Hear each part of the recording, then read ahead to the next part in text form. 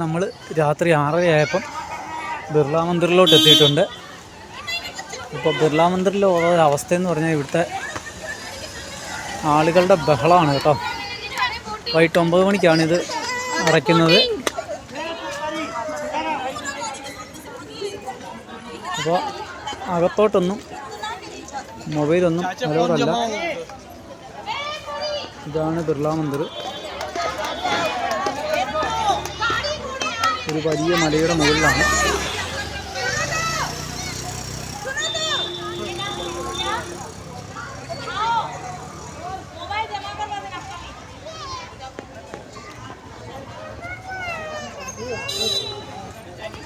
വലിയ മലയുടെ മുകളിലാണ് ഈ ബിർള മന്ദിർ സ്ഥിതി ചെയ്യുന്നത്. അതാണ് പ്രധാന ക്ഷേത്രത്തിൻ്റെ കവാടം. മുഴുവനായും വൈറ്റ് മാർബിളിൽ നിർമ്മിച്ചിരിക്കുന്ന ഒരു ക്ഷേത്രമാണിത്.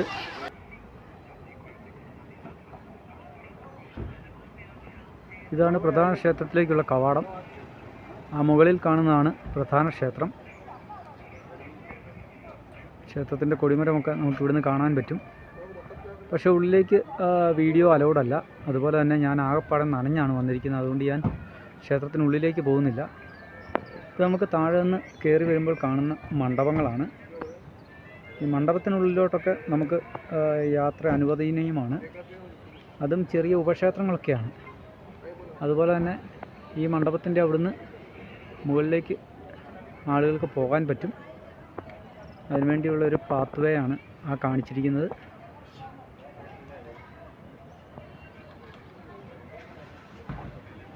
രാത്രിയായി, സമയം 6:30 മണിയായി. അപ്പോഴത്തെ കാഴ്ചയാണിത്.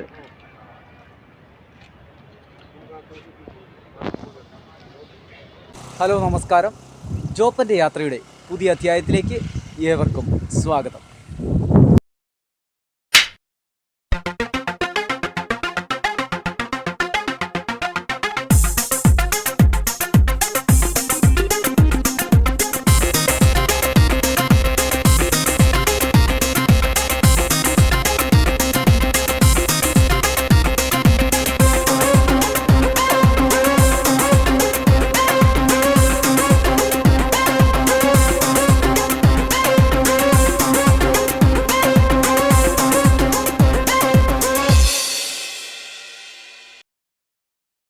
ഇന്ത്യയിലെ തന്നെ ഏറ്റവും വലിയ അംബേദ്കർ പ്രതിമയുടെ മുമ്പിലാണ് നിൽക്കുന്നത്.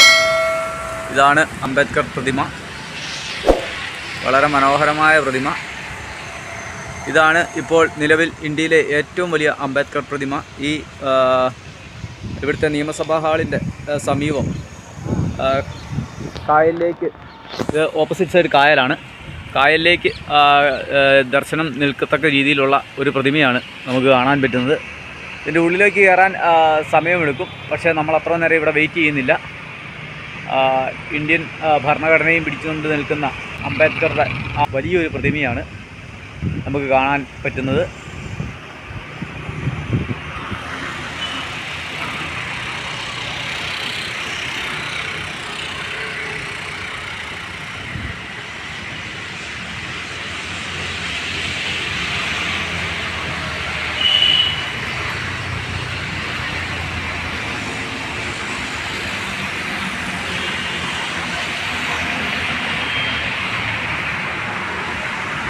ഇതാണ് ഇവിടുത്തെ ലേക്ക്. നിറയെ ഫൗണ്ടനുകളും കാര്യങ്ങളും ഒക്കെയുള്ള ഒരു ലേക്കാണ്. അപ്പോൾ നാളെ ഇപ്പം ഇത് ഫുള്ള് ഓപ്പൺ ആയിരിക്കും. അതുപോലെ തന്നെ ബോട്ടിംഗ് സ്പേസുകളൊക്കെ ഇതിൻ്റെ അകത്ത് ധാരാളമുണ്ട്. അപ്പോൾ ഞാൻ ഫ്ലൈ ഓവർ ഇതിൻ്റെ ക്രോസിങ്ങിൻ്റെ മുകളിലാണ് നിൽക്കുന്നത്. ക്രോസിംഗ് ബ്രിഡ്ജിൻ്റെ, ഹൈവേയുടെ ക്രോസിംഗ് ബ്രിഡ്ജിൻ്റെ മുകളിൽ നിന്നാൽ മനോഹരമായി കാഴ്ച കാണാം. രാവിലെ 7 മണിയാകുന്നതേ ഉള്ളൂ. പക്ഷേ മൊത്തം മഴക്കാറ് കയറി കിടക്കുകയാണ്. അങ്ങനെ ഒരു സാഹചര്യത്തിലാണ് നമ്മളിപ്പോൾ ഉള്ളത്. അപ്പോൾ നിറയെ ഫൗണ്ടനുകളൊക്കെ ഉണ്ട് ധാരാളം. അവിടെ ബോട്ട് തുഴഞ്ഞു പോകുന്ന, കയാക്ക് തുഴഞ്ഞു പോകുന്ന കുട്ടികളെയൊക്കെ കാണാം. അവിടെ ബോട്ടിംഗ് സ്റ്റേഷനാണ്. ഇതുണ്ട്, അവിടുന്ന് കയാക്ക് തുഴയുന്ന സ്റ്റേഷനുണ്ട്. അപ്പോൾ കയാക്ക് തുഴഞ്ഞു പോകുന്ന 2 പേരെ കാണാൻ പറ്റുന്നുണ്ട് നമുക്ക്. 2 അല്ല 3 പേരുണ്ട്. അപ്പോൾ ശരി, നമ്മുടെ യാത്ര ഇങ്ങനെ മുന്നോട്ട് പൊയ്ക്കൊണ്ടിരിക്കുകയാണ്. ഹൈദരാബാദിൻ്റെ കാഴ്ചകളിലൂടെയാണ് പോകുന്നത്.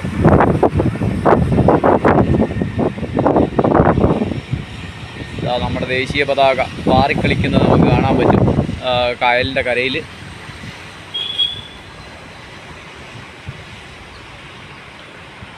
അപ്പോൾ ഈ കാഴ്ചയൊക്കെ കണ്ട് നമ്മൾ പതിയെ താഴോട്ടിറങ്ങുകയാണ്. എന്നിട്ട് ആ വാക്ക് വേ കൂടി ഒന്ന് നടന്നിട്ട് പെട്ടെന്ന് തന്നെ ഇവിടുന്ന് പോകാനുള്ള പ്ലാനിങ്ങാണ്. അടുത്തത് നമ്മൾ ഫോർട്ടിലോട്ട് പോകാമെന്നാണ് വിചാരിക്കുന്നത്.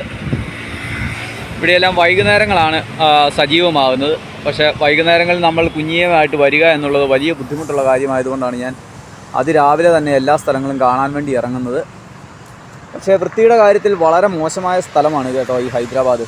ഇതുണ്ട് ആ മനോഹരമായ കായൽ മുഴുവൻ വൃത്തികെട്ട വെള്ളത്തിനാണ് ചീഞ്ഞ മണമാണ്. നമ്മുടെ നാട്ടിലെ കനാലി ഈ ഓടയ്ക്കകത്തൂടെ വരുന്ന വെള്ളത്തിൻ്റെ മണമാണ്. അതിൻ്റെ അകത്താണ് ഈ വലിയ ബോട്ടിങ്ങും കാര്യങ്ങളൊക്കെ നടത്തുന്ന കാണുമ്പോഴാണ് ഭയങ്കര സങ്കടം വരുന്നത്.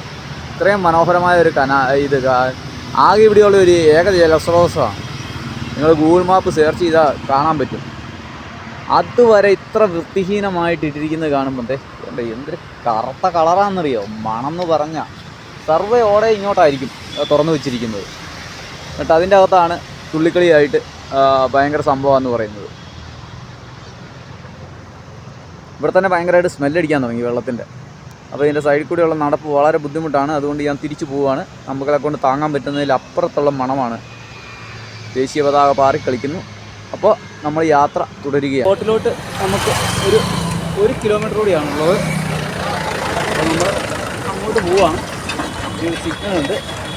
സിഗ്നൽ കട്ട് ചെയ്ത് ഫോർട്ടിൻ്റെ ഒരു സൈഡിൽ കൂടെ തന്നെ വേണം ഫോർട്ടിൻ്റെ എൻട്രൻസ് പോയിൻറ്റിലോട്ട് പോകാൻ. അപ്പോൾ പതിയെ നമ്മൾ എൻട്രൻസ് പോയിൻറ്റിലോട്ട് പോവുകയാണ്. ഫോറൊക്കെ എങ്ങനെയാണെന്ന് അറിയില്ല. സിഗ്നൽ വീഴും. സിഗ്നൽ കട്ടിങ് പതിയെ പോവാം. അങ്ങനെ ഫോർട്ടിൻ്റെ ഭാഗങ്ങളാണ് കേട്ടോ എൻ്റെ മുമ്പിൽ കാണുന്നത്. വലിയ ബ്ലോക്ക് കിടക്കുമ്പോഴേ വർത്താനം പറയാൻ പറ്റത്തുള്ളൂ ആൾക്കാർ. എന്നാൽ അങ്ങോട്ട് മാറ്റി നിർത്തി ബ്ലോക്ക് ഇല്ലാത്തടത്ത് നിർത്തിയിട്ട് സംസാരിച്ചിട്ട് പോയാൽ പോ. എവിടെ ബ്ലോക്ക് വരുന്നോ അവിടെ നിന്ന് സംസാരിക്കും. Golconda tiffin centre. ഏയ്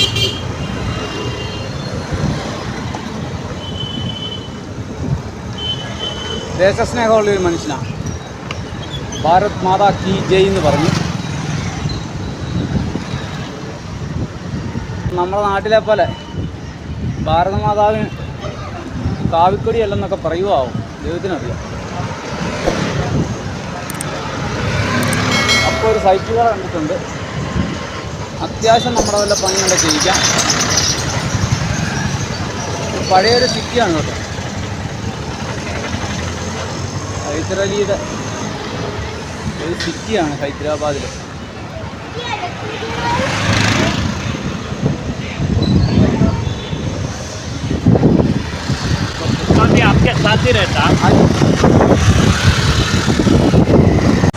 അപ്പത്തെ നമ്മൾ ഗോൽക്കൊണ്ട ഫോർട്ടിൻ്റെ സൈഡിലാണുള്ളത്. ഇതുണ്ടോ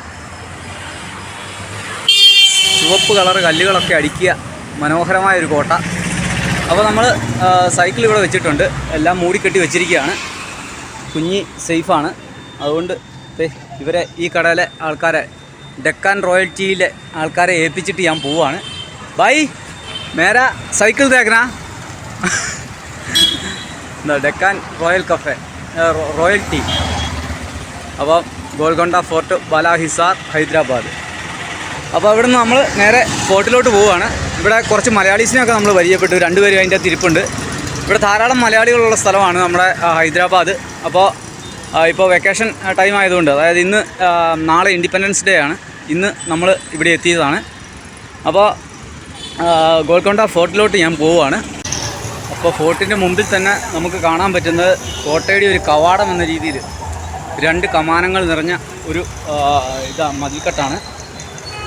ഒന്നിവിടെ.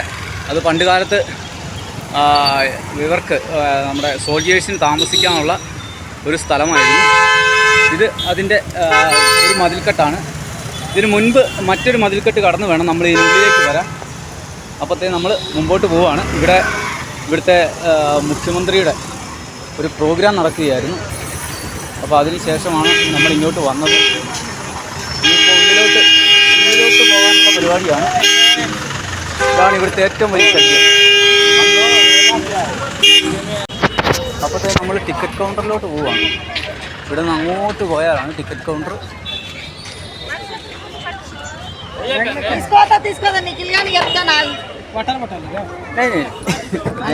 Cycle rider. അപ്പോഴത്തെ നമ്മൾ ഗോൽക്കൊണ്ട ഫോർട്ടിലോട്ട് കയറിയിട്ടുണ്ട്. കയറി വരുമ്പോഴേ നമുക്ക് അഭിമുഖമായിട്ട് കാണുന്നത് ഒരു പീരങ്കിയാണ്.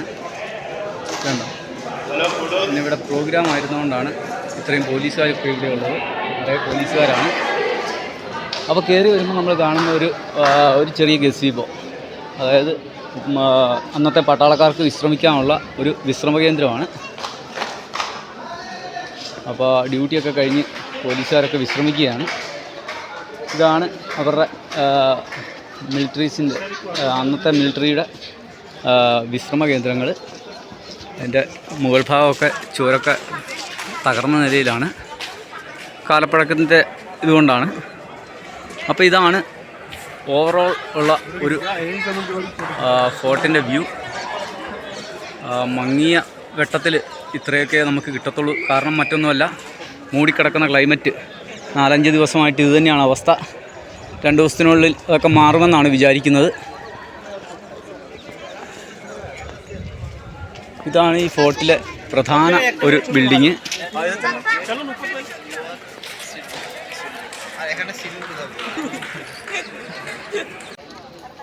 ഇനി അങ്ങോട്ട് ഫോർട്ടിൻ്റെ ഉള്ളിലോട്ട് നമ്മൾ കടക്കുകയാണ്. അപ്പോൾ 16-ാം നൂറ്റാണ്ടിൽ നിർമ്മിച്ച ഒരു ബൃഹത് നിർമ്മിതിയാണ് ഈ കോട്ട. കോട്ടയും ഇതിനോട് ചേർന്നുള്ള ഈ കൊത്തളങ്ങളും. കൊത്തളം എന്ന് പറയുന്നത് ഈ സംഭവമാണ് കേട്ടോ. ആളുകൾക്ക് വിശ്രമിക്കാനും പട്ടാളക്കാർക്ക് പരിശീലനം നടത്താനുമുള്ള സ്ഥലങ്ങളെയാണ് കൊത്തളങ്ങൾ എന്ന് പറയുന്നത്. അപ്പോൾ അതിൻ്റെ മെയിൻ്റനൻസ് ഒക്കെ മേളിൽ നടന്നുകൊണ്ടിരിക്കുകയാണ്. ചില ഭാഗങ്ങളൊക്കെ തകർന്നിട്ടുണ്ട്. ഇപ്പോൾ ഇത് ആന്ധ്രാപ്രദേശ് ഗവൺമെൻറ് ഏറ്റെടുത്തതിനപ്പുറം ഇത് ആർക്കിയോളജിക്കൽ ഡിപ്പാർട്ട്മെൻറ്റിൻ്റെ അണ്ടറിലാണ്. വൈകുന്നേരമാണ് കോട്ടയുടെ മനോഹാരിത നമുക്ക് കൂടുതൽ ക്ലിയർ ആകുന്നത്. കാരണം ലൈറ്റിംഗ് ഒക്കെ ചെയ്ത് കോട്ടയുടെ വളരെ മനോഹരമായ ഒരു പശ്ചാത്തലം ഒരുക്കിയുണ്ടാവും. ഇപ്പം നമ്മൾ ഗോൽക്കൊണ്ട ഫോർട്ടിൻ്റെ നടുത്തളത്തിലാണ് നിൽക്കുന്നത്. ഇതായിരുന്നു പ്രധാനമായിട്ടുള്ള ഒരു പട്ടാളക്കാരുടെ അസംബ്ലിംഗ് സെൻറ്റർ. ഇതാണ് അന്നത്തെ രാജാവ് വന്ന് നിൽക്കുന്ന ഒരു സ്ഥലം.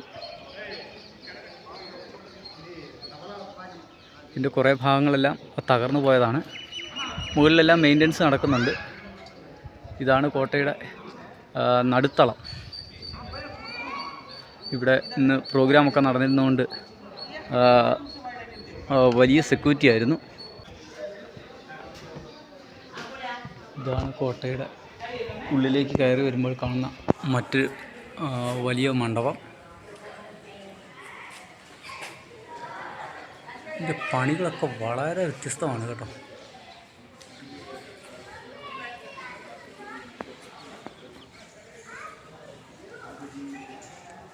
ഇതേപോലെ തന്നെ അങ്ങേ സൈഡിലൊരു ബിൽഡിംഗ് ഉണ്ട്.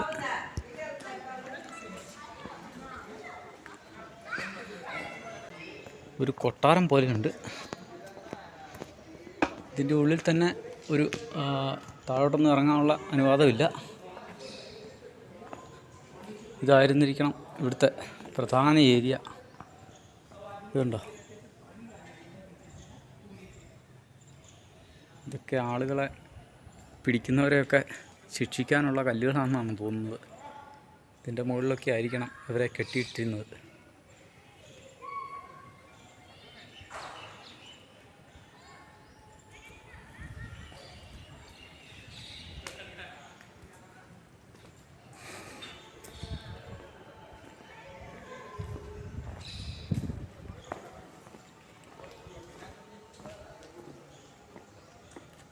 ഇത് താഴെ നിന്ന് കയറി വരാൻ പറ്റുന്ന ഒരു രീതിയിലുള്ള ഒരു ബിൽഡിംഗ് കെട്ടിടമാണ്.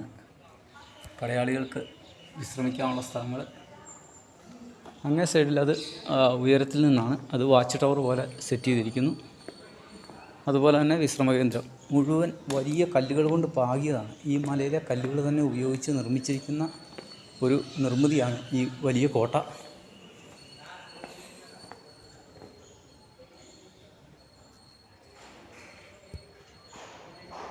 തന്ത്രപ്രധാനമായ ഒരു ഏരിയയുടെ മുകളിലാണ് ഈ കോട്ട നിർമ്മിച്ചിരിക്കുന്നത്. ഹൈദരാബാദിലെ ഏറ്റവും വലിയ മല ഇതുതന്നെയാണ്. പുതിയ ബിൽഡിങ്ങുകളൊക്കെ അവിടെ നിർമ്മിക്കുന്നത് കാണാം. ഹൈദരാബാദിൻ്റെ പുതിയ ഹൈടെക് സിറ്റിയൊക്കെ എൻ്റെ മുൻപിൽ കാണുന്നതാണ്. അതിൻ്റെ നിർമ്മാണങ്ങളൊക്കെ നടന്നുകൊണ്ടിരിക്കുന്നു. അപ്പോൾ ഈ പ്രദേശം മുഴുവൻ കാണത്തക്ക രീതിയിൽ നിർമ്മിച്ച ബൃഹത് നിർമ്മിതി ഇതൊന്നുമല്ല കേട്ടോ. ഇതിൻ്റെ മുകളിലേക്ക് ഇനിയും കിടക്കുന്നതേ ഉള്ളൂ. അപ്പോൾ നമ്മൾ മുമ്പോട്ട് യാത്ര പോവുകയാണ്.